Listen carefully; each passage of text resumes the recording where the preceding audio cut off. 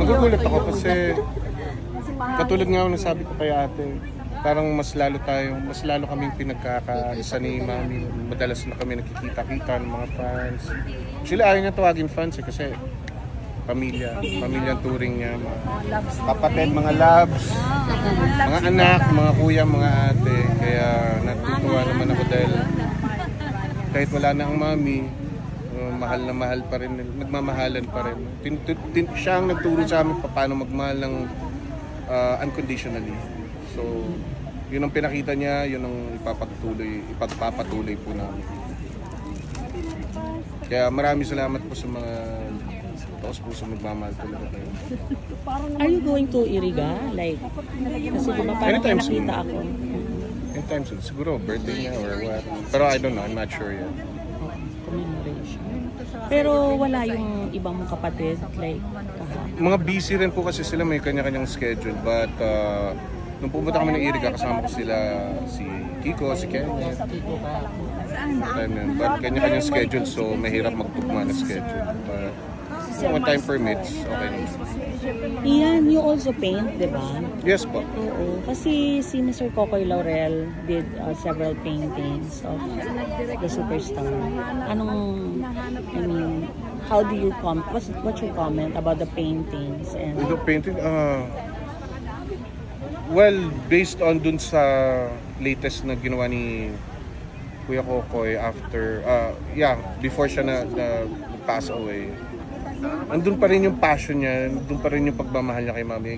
Pag pinagbasdan mo yung strokes niya, napaka-fluid, wala man lang angst or wala, basta makikita mo sa brush strokes niya na ganun niya kamahal si Mami. Lahat naman tayo mahal si Mami. May kanya-kanyang level lang, di ba? Doon niya na-express doon niya na-express yung sa work niya. Ang ganda yung malaki. Yun yung dinisplay sa wake niya. Yung napakalaking. Opo. Pero mina-turn over na ba sa'yo na painting? Kasi parang I heard of something about that, na ito turn over dahil may mga naiwan na painting. May mga naiwan na painting, yes. And I'm actually planning to compile those and put it in a museum. Kasi long process pa. We just have to wait. Marunong rin siya. Ako, nagpa-practice na ako ngayon mag-portrait. Pero hindi ko pa makuha-kuha. Kailan ka ba nag-start mag-paint? 2016. Pero mostly nature, landscapes, mga ganun. But yung portrait painting, ngayon lang, after namatay si Mami. So, ipipaint mo ba ang nanay mo? Or yes. Meron ka nang nagawa? Nagpa-practice pa. Nagpa-practice po ako mag-paint. Kaya, ganun. Wala pang exhibit? Wala pang exhibit? Pag siguro nakakompile na po ako ng mga siguro 5 or 10. Dapat iyan isabay mo yung kay Sir Kokoy. Definitely. Definitely, sasabay niyo sa amin. So, ilan na yung paintings na nasa yun? I mean, na turnover? Actually, sino magta-turnover? Ani nila, Kuya Kokoy, Laurel Fan. Actually, yung pa lang, yung nasa wake ni Mami. Actually, sabi niya, we had a talk when he was there. Tapos, told him about, plans for a museum, yung to commemorate Mom's legacy and memorabilia, mga trophies niya, awards niya, plus her prized possessions into an exhibit for everyone to see. And his painting will be included as well. So sabi niya, sige, safekeep mo muna until mag-materialize yung museum. And that's what I've been working on lately. Mahirap din i-curate lahat ng possessions. Mahirap. Actually, it would take time. If not months, maybe years. Kaya patience lang talaga. And syempre, yung mga legals, yung coordination with the LGUs, di ba? So, ayun. So, it's gonna take time. So, yung museum ba will be in Iriga or in Manila? Meron isa sa Iriga and we're planning to put one here. But it's it's still underway. We're working on it. I'm working on it. It will be a very meaningful endeavor. Kasi it can be a tourist attraction. It will in be. itself. Oo. And of course, syempre gusto natin ipagpatuloy yung legacy ni Mami. Gusto natin pagpatuloy yung inspirasyon niya coming from nagbebenta ng tubig sa train, sa PNR, sa Iriga to becoming a superstar national artist. Diba? That's unheard of, diba, in Philippine history. Siya lang yung nakagawa. No? And for looking at the people who still love her, still here for her, wala talagang tama yun. Wala talaga. Pero kami bilang ako bilang anak, pagpapatuloy ko lang yung trabaho niya. Yung mga plano niya, yung mga hindi niya natupad yung mga plano niya.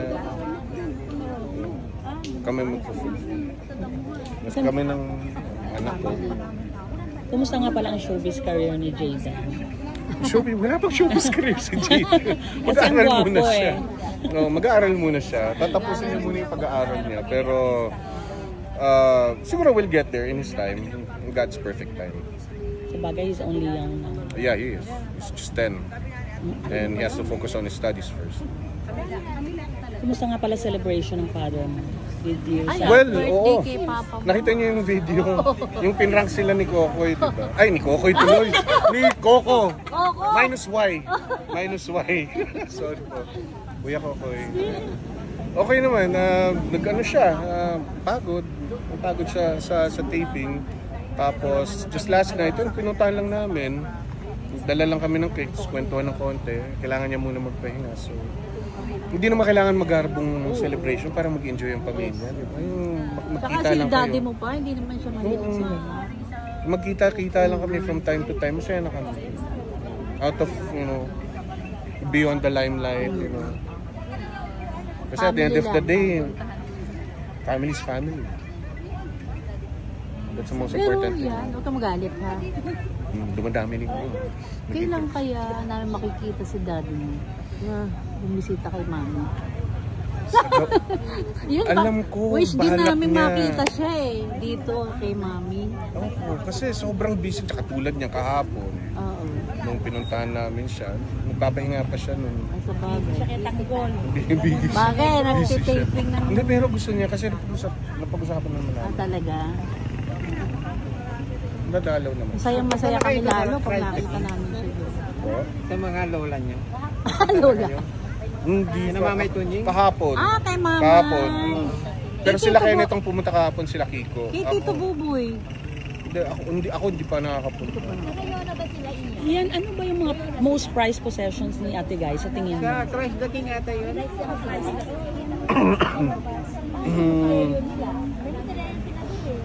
Actually, hindi kasi siya materialistic si Mami.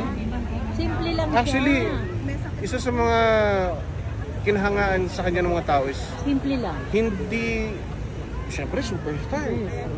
National artist. Bakit Hindi, bongga, no? ayaw niyang tawagin siyang superstar. Ayaw niyang, hindi, Ganun siya ang tingin, ka-humble. hindi ganun ang tingin niya sa sarili niya. Pag nagkakasama kami, madalas kami magkwentuhan ni Mami niya. Tagal namin nagkukwentuhan. Tapos minsan tinatanong ko siya, Ano Ma, pag, na-feel niya? pag tinatawag ka superstar, ano pakiramdam mo? Oh. May kilabutan ako, anak. Huwag mo akong tatanungin ng ganito. Ay, pa-picture daw. May interview. Picture sa dali lang daw. Kanina ka pa dyan? Sandali lang, mama. Saan ba yun? Tapos si national artist, sabi, ayoko nga. Si Mami pa, mahilig. Ayoko. Kaya nga. Humble Nagulat kasi siya. nga lang ako, anak. Kasi pag nagkukwentuhan kami, minsan nagkukwentuhan kami niya, minsan madaling araw, 2-3 oras. Wala lang, yung mga kung ano-ano lang. Tsaka, Minsan sabi ko, pahinga ka na, nahihirapan na siya huminga, di ba, nung bandang yung mga nakaraan. mahina. Actually, sinabi niya, Sa isang interview, sabi niya, ayoko talagang tinatawag ko superstar. Kasi para sa kanya, yan, ang superstar is si Lord. Taas. At saka yan ang lagi niyang minimension pag nagkukwentuhan kami. Sabi niya, anak, kahit anong marating mo sa buhay, kahit anong ibiyaya sa iyo ng Diyos, alalahanin mo, nandito tayo sa mundong ito, sa lupa tayo, hindi natin yan madadala sa itaas. I-share natin yan. Kung ano bless sa atin ng Panginoon, ibahagi natin yan sa mga tao na nangangailangan, sa mga taong totoong nagmamahal. Hindi ko makakalimutan yun. Unahin mo ang pagmamahal, respeto at pag-iintindi. Tanggalin mo ang pride, huwag mong bigyan ng room, ang chance, ang pride para manatili sa buhay mo. Ang ego, ang pride ang makakasira sa iyo. So, yun ang pagmamahal, ang napaka-importante, ang respeto, napaka-importante. Yun ang pinakamahalagang naiwan sa akin ng mami ko. Kasi hindi mo makakatumbas ng kahit magkano. Kaya ano siya eh, alam mo yun, hindi siya, yung tinatanong niyo pong price possession, nandyan lang, parang souvenir. Pero yung tipong, ito, Hindi siya ganun. ang price possession niya is yung totoong mga nagmamahal sa kanya. Kayo, ayan. Yun ang price possession. At saka yung pananampalataya niya. Yun ang pinaka-price possession niya habang nandito pa siya sa mundo. Yan yung pinakita niya sa akin, sa mga anak ko, sa mga apo niya, na kahit anong marating mo sa buhay, huwag kang makakalimot sa nagbigay buhay sa'yo dito sa mundo. Dahil sikapan mo lang ng konti, with His blessings, malayong mararating. Sobra-sobrang blessing ang binigay ni Lord sa kanya. Lagpas pa. Sabi niya, lagpas pa. Kaya pag binigyan ka ng blessing ni Lord, Share mo. yung totoo yung puso mo, totoong intention mo, wala kang hinanakit sa kapwa mo, wala kang sama ng loob sa kapwa mo, wala kang inggit, wala kang regret, wala kang guilt. Kahit anong paninira sa kanya. Mas free flowing yung blessing. Siyempre, mga fans, alam Ito rin ang tinuro niya sa akin. Sinasabi ng mga tao na magtrabaho ka, na magpakatotoo ka, hanggat sa ibiyaya sa iyo yung blessing na pinagdadasal mo. Pero ang sabi niya, anak, ang blessing ang nag-aantay sa atin. Iniintay tayo para maging deserving, para makuha yung blessing na yun. Hindi tayo nag-aantay sa blessing. Nandyan na yan eh. Darating lang sa iyo yan. Kung deserving ka. Kung hindi ka deserving, mag-aantay pa rin yan sa iyo. So sinasabi ng mga tao, balang araw makakamit ko to. Hindi. Nakamit mo na. Ang tanong, ikaw ready mo bang yung responsibility mo, ready mo bang i-commit yun sa blessing na ibibigay sa iyo? Ganun. Deserving. Ang dami kong sagot sa mga tanong. Alam mo, yan parang may exhibit ka na kasi ang daming taong may painting din ni Ate Guy, tapos yung kay Kokoy pa, tapos yung sa'yo. Parang ang napakagandang exhibit nun. Nora Honor painting, exhibit. Saka yung mga ibang fans na magaling din mag-paint, diba? May mga nagre-regalo sa kanya. Ang dami. Dami. Magaling si Family. Ay, sorry. Ate Bel. Christopher de Leon pa picture po. Kamukha niyo po si tatay niyo, si Christopher de Leon. Minus the hand.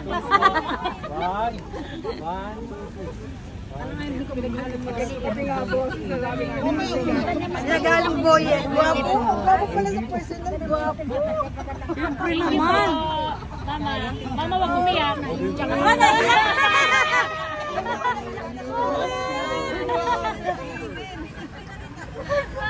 Di man niya nakita si Ate Guy, yung anak naman, no? Yan. Number one fan.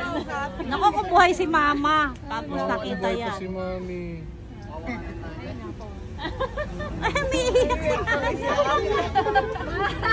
Tuwan-tuwa siya eh.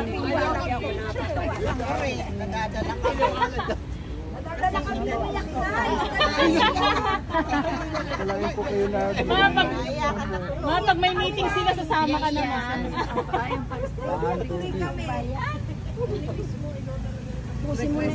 Nakadulo po. Iya.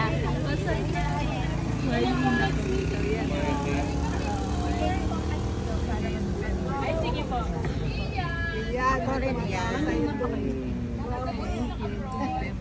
Galing kay abroad?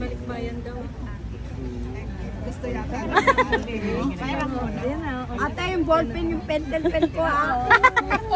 Madala yan. Nako na. Ano pangalan mo? Kay mami. Oo. Over lahat. Hindi maintindihan, sorry. Ala, pati sa t-shirt. Isa lang, sir. Ayan, ballpen ko ha. Pentel-pen. 1, 2, 3. Yes ka ba?